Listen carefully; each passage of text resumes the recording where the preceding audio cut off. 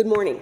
I am Cynthia Cabrera, President of the Texas Hemp Business Council. Senate Bill 3 was designed to destroy a vibrant and legitimate industry. The bill now awaits review by Governor Abbott. We respectfully urge him to consider the facts, listen to our appeal, and make the logical decision to veto SB3. Governor Abbott has long championed Texas as a home for business, celebrating the 3.3 million small businesses that power our economy. In 2015, Governor Abbott pledged to make Texas the #1 state for women-owned businesses. I am one of those women, and I am not alone. Nearly half of the hemp industry is comprised of women business owners. Today, over 10,000 hemp business owners, women and men, request that Governor Abbott veto SB3. We're also here to address the misinformation, misdirection, and maligning of this industry by Senator Charles Perry and Lieutenant Governor Dan Patrick. Make no mistake, the idea that no one knows what is in these products is false. No one knows what's in any of this. For the past 6 years, Texas law has mandated third-party lab testing and clear labeling. The only goal of these scare tactics was to frighten legislators and the public into going along with an agenda they did not ask for. The Texas hemp industry is comprised overwhelmingly of law-abiding, compliant entrepreneurs, mom-and-pop stores, distributors, and ancillary businesses. It was legalized by President Donald Trump in 2018 and then legalized and regulated in Texas in 2019. Today, you'll hear from a panel of speakers representing every corner of this industry, from growers and retailers to trade groups and veterans. SB3 violates the very principles Texas prides itself on: small government, individual freedom, and free enterprise. We have over 114,000 petitions and handwritten letters echoing Governor Abbott's heartfelt sentiment from 2021 when he stated, "Don't tread on our personal freedoms." Governor Abbott, we ask that you keep your promise to small businesses, to women entrepreneurs, and to every Texan who values freedom. Please veto SB3. Texas has a proud heritage of creating a pro-business environment while protecting its citizens. Economic freedom, free enterprise, and limited government are the hallmarks of the Texas experience. The state has won 12 consecutive prestigious governor's cups for the best place in which to do business. But now we have witnessed an apparent triumph of raw politics over thoughtful policy. Individual will supplanting the will of the people, as evidenced by numerous public opinion polls, every major newspaper in the state of Texas, and robust hearings. Hearings, by the way, which began early in the morning and went late into the night in one instance, and in the second case, it went into the next morning. Of course, Texans that chose to testify, over 90% were opposed to Senate Bill 3. So Texas is standing at a critical crossroads, not just for Texas hemp industry, but for the individual rights of all Texans, entrepreneurs, farmers, small businesses, and consumers. Thankfully, there's one stop left in the legislative process, and that is with the CEO of our state, Governor Greg Abbott. The hemp industry is a $10 billion a year enterprise employing over 53,000 Texans, which has grown year over year since its inception in 2018. Who contributes to this level of economic impact? Family farmers, local retailers, processors, many of whom are minority-owned and or veteran-owned small businesses. As all of our legislative leaders are fond of saying, small business is the backbone of our state's economy. But equally important, let us not forget who else this legislation would harm: consumers. Texans use consumable hemp products for wellness, stress management, sleep and digestive aid, pain relief, and more as legal alternatives to addictive opioids or alcohol. Make no mistake, Senate Bill 3 is not regulation, it's old-fashioned prohibition. Prohibition did not work in the 20s for alcohol, and it will not work now for hemp. Not with e-commerce, an American public that's more mobile than ever. Border security and cartels remain chief concerns for Texans. The #1 killer of Americans 18 to 45 years old is fentanyl, according to the CDC. If the cartels didn't bother getting licensed by the state of Texas, they won't be bothered, however, by an unenforceable ban. Ask yourselves this: do you think the cartels will be happy to fill any potential resulting product void? And do you think fentanyl poisonings will go up or down in Texas as a result? The answer is sadly obvious, at least to most Texans.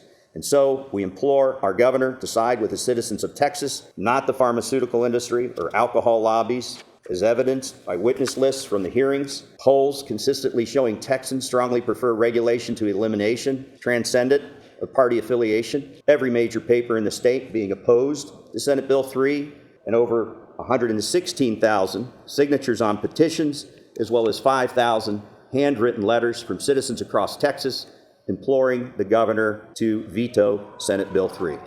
Thank you.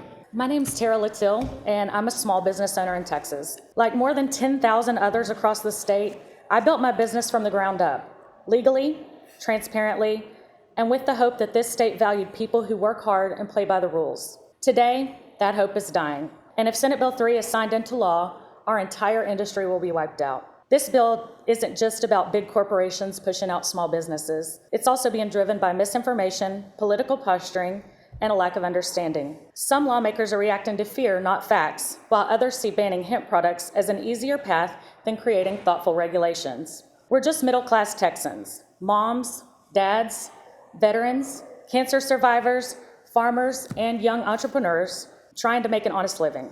I have a 5-year lease at $5,000 a month. That's $300,000 I still owe, even if I'm forced to shut my doors. The proposed $20,000 licensing fee, that's completely out of reach for a small store in a rural Texas town. Then there's the $500 per product fee. When most of us carry between 150 and 200 products, 95% of which will now be banned. This bill's not designed to regulate us. It's designed to bury us in fees, paperwork, and fines until we have no choice but to shut down and walk away, leaving the market wide open for a few wealthy players who've been quietly funding this ban from the sidelines, not to mention the unregulated black market. You've heard from legislators and doctors talking about safety, but safety doesn't come from pushing small businesses out and handing the market over to monopolies. Safety comes from responsible access, regulation, and accountability, which we've supported since day one. The truth is, this bill doesn't just ban products. It bans people like me from surviving in Texas. But it's not just about me. It's about the customers who will lose access to the only thing that helps them, the farmers who will stop planting, the manufacturers who will leave, the employees who will lose their jobs, and the communities that will suffer. Governor Abbott, we're asking you to veto this bill, not for politics, but for principle. We followed the rules you gave us in 2019. We built businesses under the promise that Texas rewards hard work. We gave people an alternative to pain pills, alcohol, and hopelessness. Now we're being told that wasn't enough, that our votes don't matter, that our businesses are disposable. But we're not disposable. We're Texans, and we deserve to be heard, not outspent. Stand with the middle class, stand with the truth, stand with the people who built this industry, not the ones who bought it. Thank you.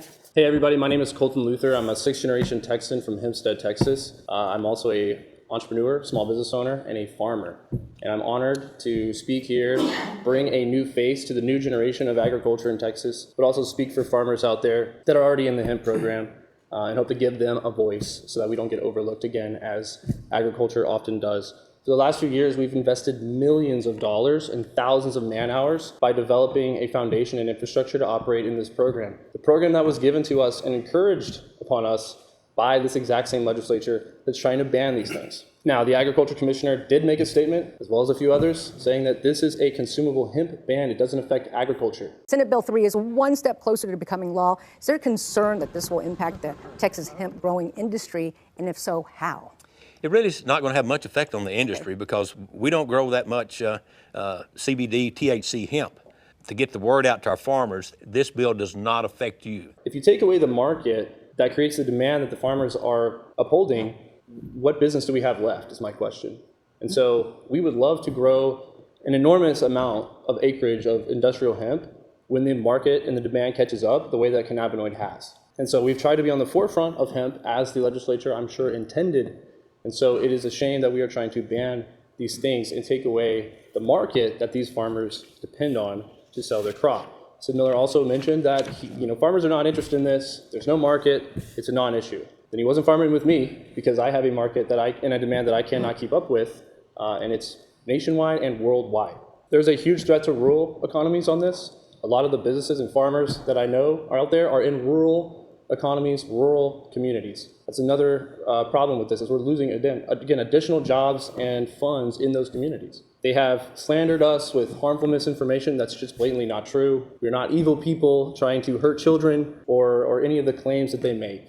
In fact, one of my businesses does it goes to the end of the earth to make sure that the products are safe, tested, organic, and all of these other issues that are being brought up by the legislature and the lieutenant governor. Most importantly here, this is bad policy. This is policy that takes away an entire industry from someone, and it takes away jobs, it takes away money, it takes away a ton of things. There are going to be a ton of devastation from this bill, both physically and mentally to our community as well as economically. And this is just bad policy. That is the number one reason why we should veto this bill. There's no one here fighting for, the Wild West. We want regulation. We want sensible guardrails on this industry to protect people, to protect consumers. That's why we're all in this industry in the first place. But banning it is definitely not the answer. This bill is definitely not the answer. And this is bad policy. So farmers out there are uncertain now of the next season. We have people who are the largest grows in America that are actually on pause at the moment, losing money day by day, waiting to make sure that what they grow, what they process, and the transactions they do not land them a felony. We urge Greg Abbott to veto this bill. It's just bad policy, and we urge you to give us yet another win in Texas agriculture. Thank you all.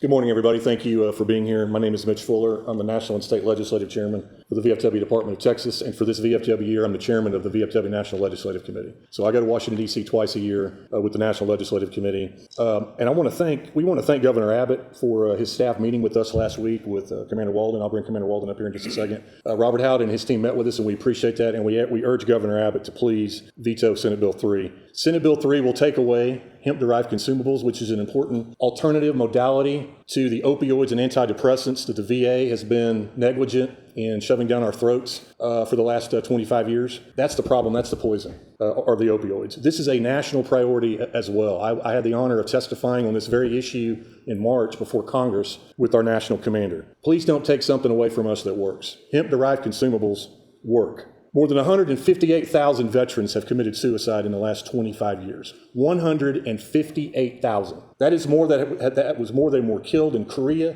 Vietnam, the Gulf War, every conflict, Iraq and Afghanistan combined. Taking this away from us is a threat. This is literally our lives that are at stake. Hemp-derived consumables have helped thousands of veterans in this state, millions across the country, avoid the pharmaceutical cocktail of opioids and antidepressants. One of those 158,000 suicides happened on April 7th, the day that the hearing in the House State Affairs began on Senate Bill 3, and that was an 18-and-a-half-hour hearing. As Mark Bordas said earlier, 90% of the people that testified that evening and that day, two-day hearing, were against Senate Bill 3, and we were part of that. I walked out of this state capitol at 2:30 in the morning. That's how much this means to the VFW. On the same day, April 7th, Mark Miller, a Navy combat veteran, walked onto the grounds of the Audie Murphy VA facility in San Antonio, and he killed himself. He shot himself right there on the spot. And it's because of the opioids. It's because of the antidepressants. Let us choose what works best for us. I personally use these products, and it's not poison. At his press conference last week, which was difficult to watch, which is an understatement, the lieutenant governor, that press conference was an embarrassment to the state of Texas. And it was full of lies. And he said, I don't want 20, 30, 40, 50-year-olds getting this. We don't want adults having this either. We want to protect the 20 and the 30 and the 40 and the 50-year-olds. Well, Lieutenant Governor Patrick, I'm 57 years old. I don't need you or anybody in this state to try to say you're taking care of me, because no one is suggesting outlawing alcohol, pharmaceuticals, or tobacco, are we? Those are the poisons. Hemp-derived consumables are not poison. They are helping us save our lives and helping us to have productive lives. A lot of talk about taking care of children. I'm a father. I've got two young adult kids. We all take that very seriously. But children also need access to this product. The night of that hearing, April 7th and 8th, before the Senate State Affairs Committee, there were mothers with their children talking about how this benefits them. When I was a kid, it started at 3 or 2 years old. I would start having seizures, about like 100 a day. When I was 5 or 6, my mom gave me medicine, which was CBD, and it was like this oil that you would take. I took it, and at first it made it worse, but eventually it made it better. And if I didn't have CBD, I would still probably be having seizures. So Governor Abbott, go back and watch that testimony. Watch that 14-year-old girl and that 16-year-old young girl, one of whom was in a wheelchair, talk about how this benefits them. Honorable members of the State Affairs Committee, my name is Avery Mack, and I am an active member of the U.S. Pain Foundation. I am also a 12-year-old with full-body complex regional pain syndrome, among other conditions. I rely on non-intoxicating, full-spectrum hemp products to support my recovery, pain management, and mental health. My qualities of life would not be the same if access to these non-intoxicating wellness products is gone. When I was 9 years old, I was an active member of a full year-round swim team, taking dance classes and performing in my first Nutcracker production. But in the span of just 6 months, everything changed.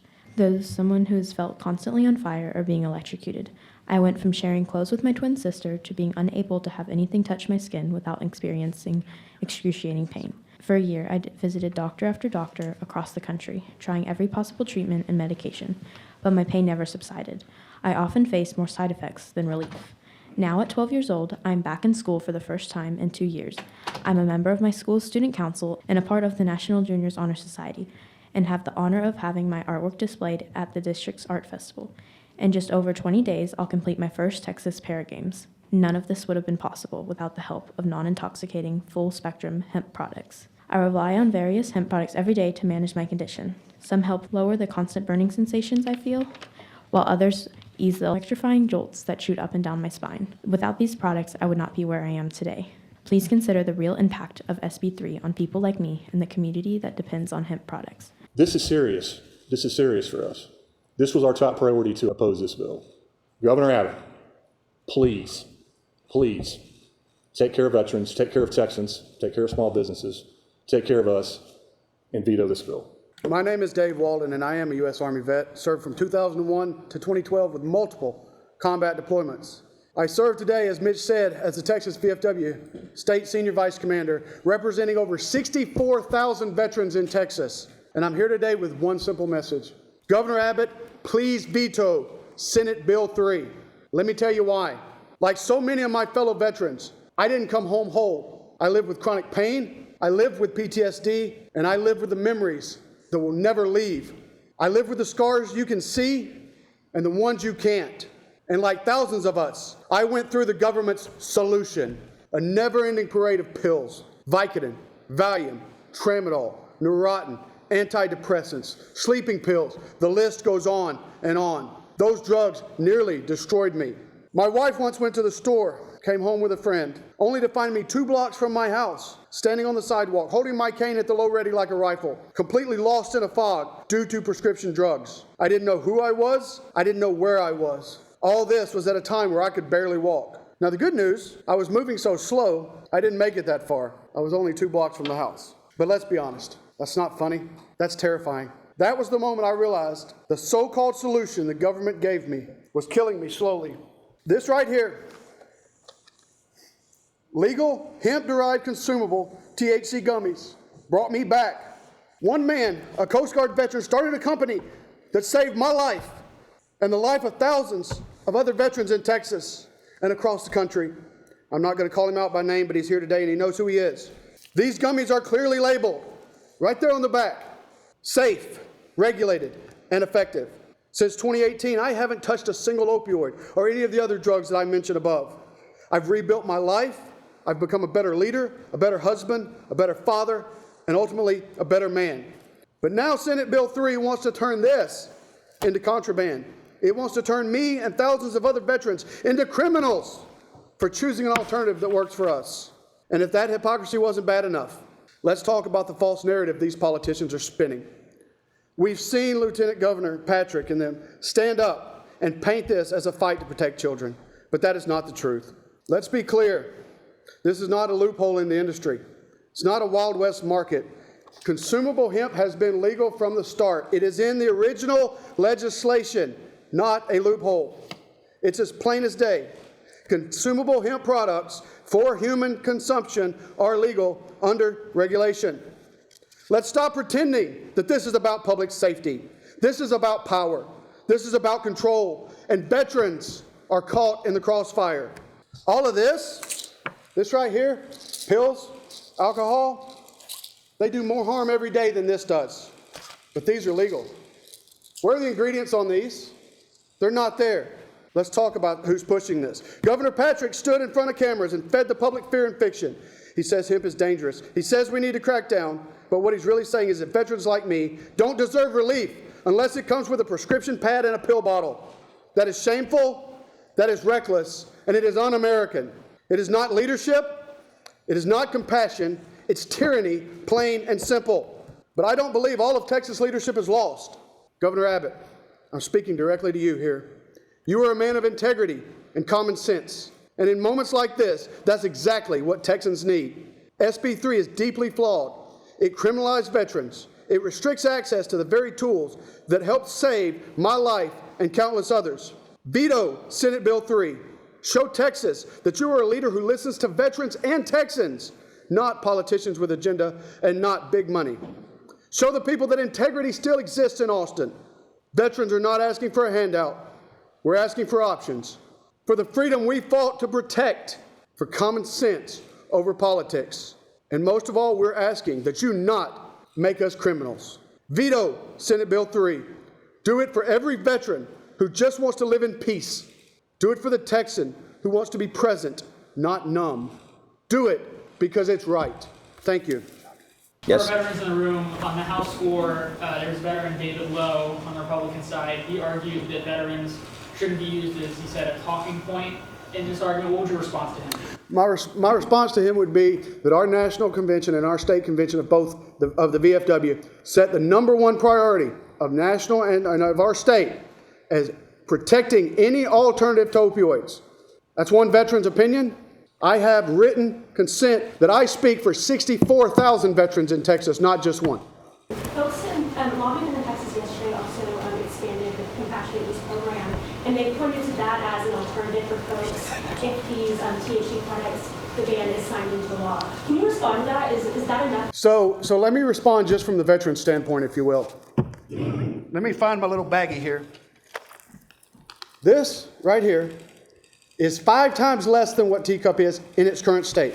For a veteran that lives on disability, I explored teacup, I did my own research. $500 a month is what it cost me versus $90 in gummies. A veteran that lives on VA disability and makes a couple grand a month and that's all the income they have, how can they afford it? So yes, it's out there, but it's not easily accessible. It's not easily affordable or any of those options either. We supported that. We supported that bill. We supported the expansion of it. That's one alternative modality as well. But let me piggyback. Let me answer the question this way and fill you in on the sausage making the last 2 weeks. They didn't really want to do that. So 2 weeks ago on Memorial Day weekend, in the Senate State Affairs Committee with House Bill 46, they stripped out everything that was in the original House Bill 46. Over the Memorial Day weekend, a sacred weekend for us in our community. And we didn't know until literally yesterday what that was going to look like. So we commend the members of the conferees, the committee, particularly the House of Representatives. And I will tell you this, I want to thank Speaker Verse and the House of Representatives, because when we do our scorecard at the end of the session on which chamber supports veterans more, it's this side of the Capitol.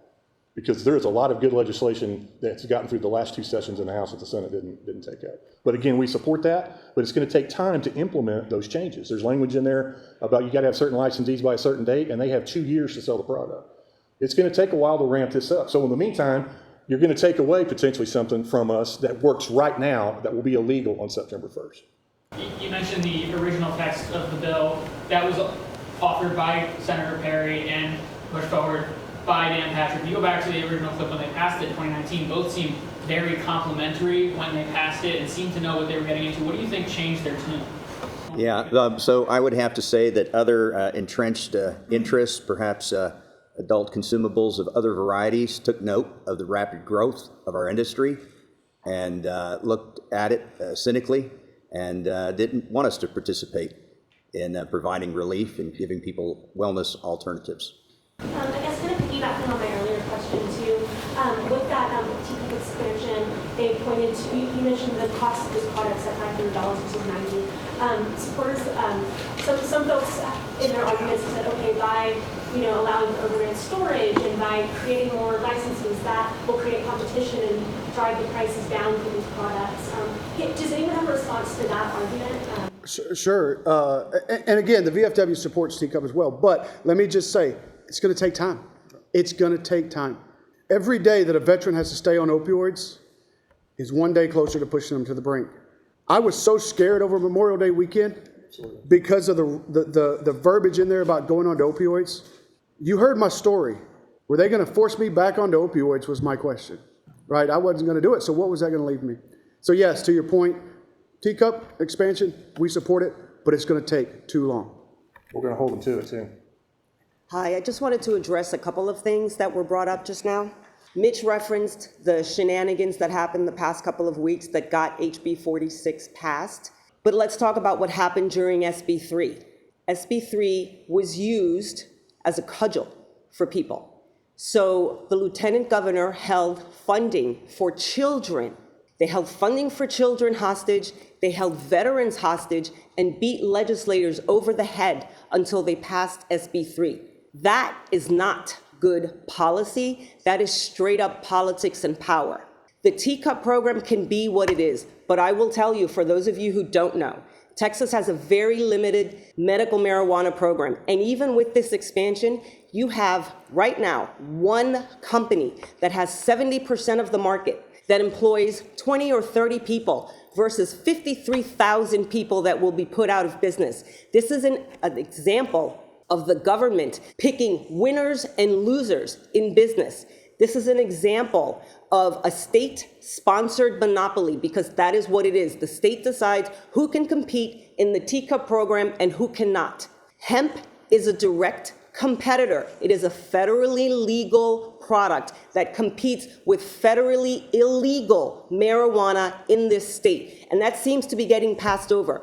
So Senator Perry, Charles Perry, Lieutenant Governor, are pushing state-controlled monopolies of federally illegal substances over a vibrant 6-year legitimate industry signed into law by President Trump in 2018 and then legalized and regulated in Texas by them in 2019.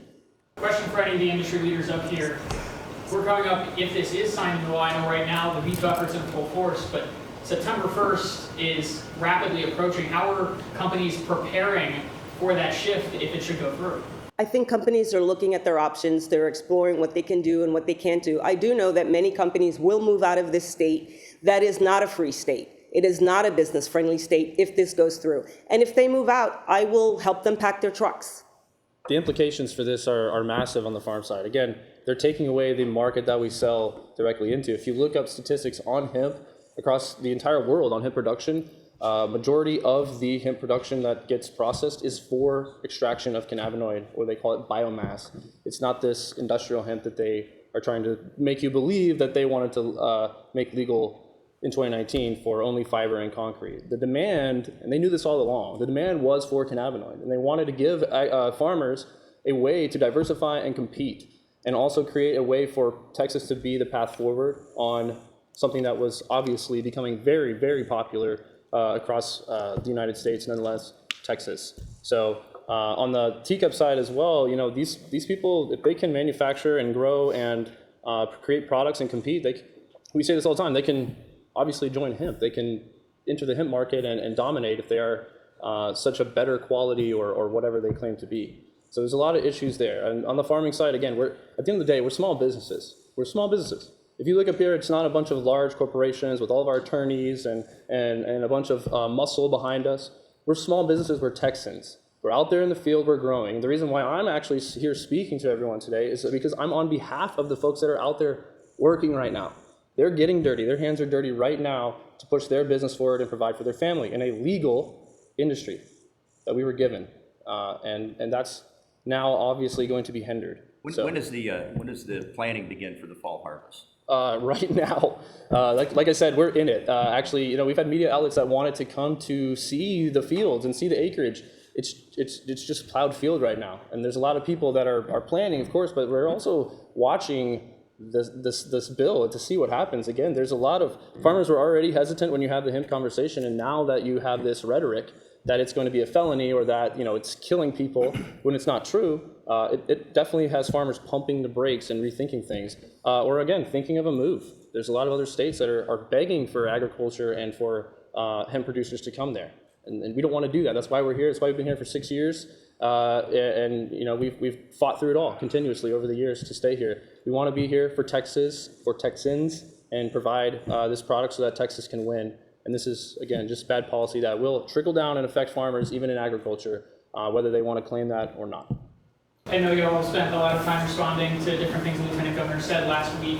One of the things I don't think I heard brought up was his insinuation and not outright saying that consumable hemp kills people. Is there something that you would like to respond on that? One 22-year-old who bought this, I think he stepped in front of a train and got run over, killed. I did hear that, which was super surprising, and someone here in this room actually researched the alleged 22-year-old who stepped in front of a train. And despite the fact that you can find everything on the internet, even stuff that's not true, there was nothing about that. No report, no nothing. So to the statement that these products are dangerous, they aren't. They come with instructions, they come with directions. We expect responsible adult use. The legislature dishes at any point could have implemented a 21 and over policy and have chosen not to. That's not on the industry. For 2 sessions, we pushed an age gate bill. And for 2 sessions, it was rejected in favor of trying to destroy a homegrown industry. So if you're really concerned about children and you were really concerned about minors having access all this time, why didn't you just pass an age gate bill? It's a simple question that you will not get an answer to.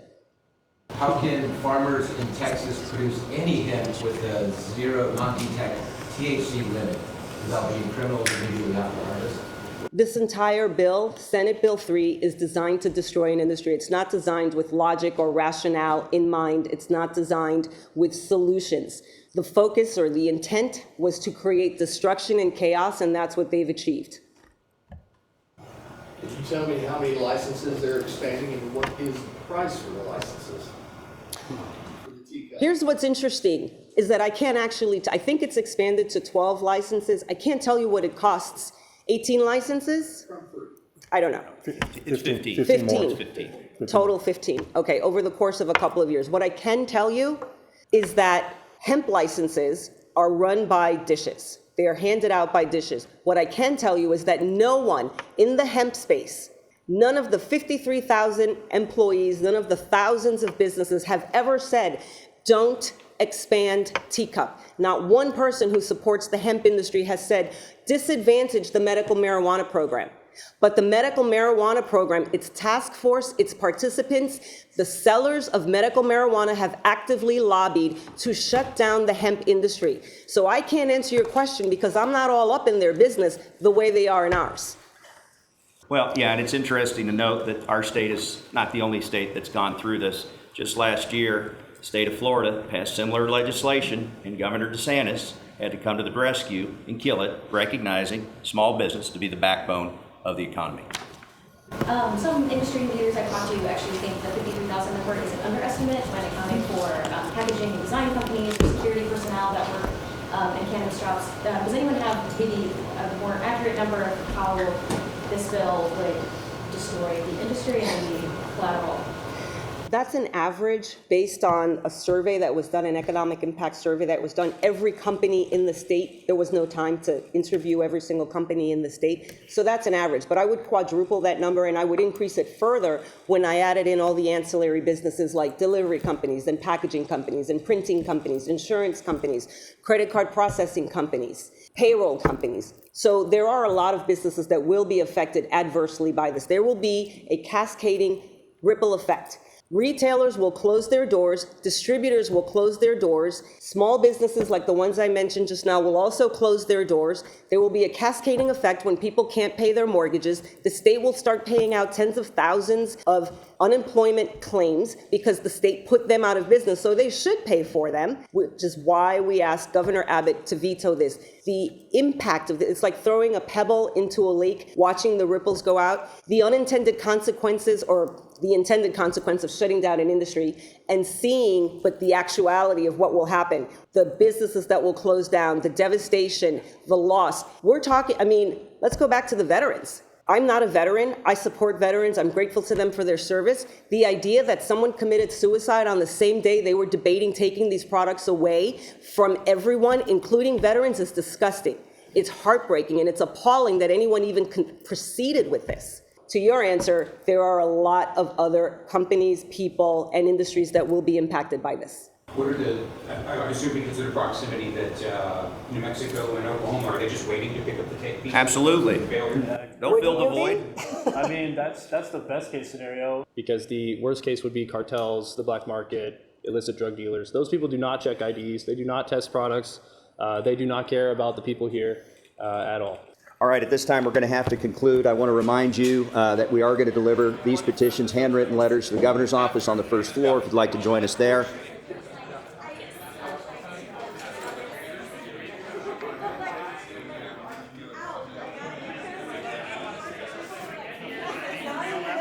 Which, I mean, Arkansas was ridiculous too, because, I mean, they won $100,000, but.